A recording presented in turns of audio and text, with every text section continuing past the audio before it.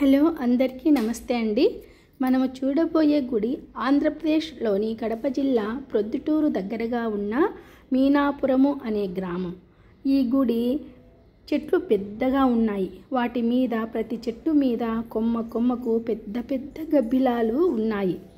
ఇదే మొదటిసారి ఇంత పెద్ద గబ్బిలాలు ఎక్కువ సంఖ్యలో చూడటం కూడా నాకు చాలా ఆశ్చర్యం అనిపించింది. చూడండి ఎంత పెద్ద పెద్ద గబ్బిలాలు కొమ్మకు ఉన్నాయి. చూడండి వేలాడుతోంది.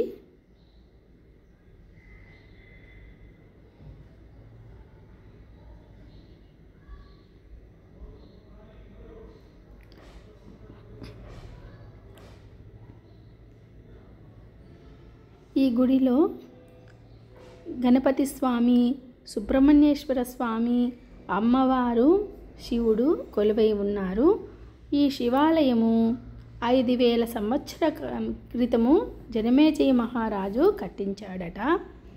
జనమేజయ మహారాజు ఎవరంటే పరీక్షిత్ మహారాజు యొక్క కొడుకు జనమేజయుడు.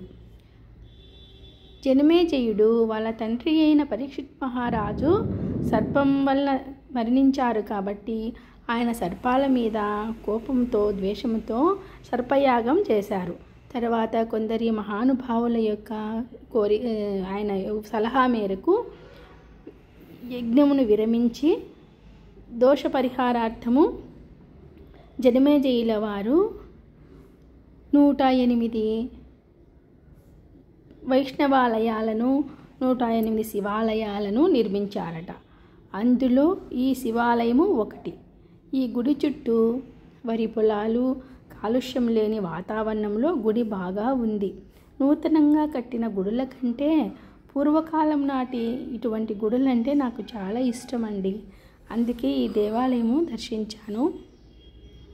5000 సంవత్సరం నాటి గుడి అంటే చాలా బాగుంది.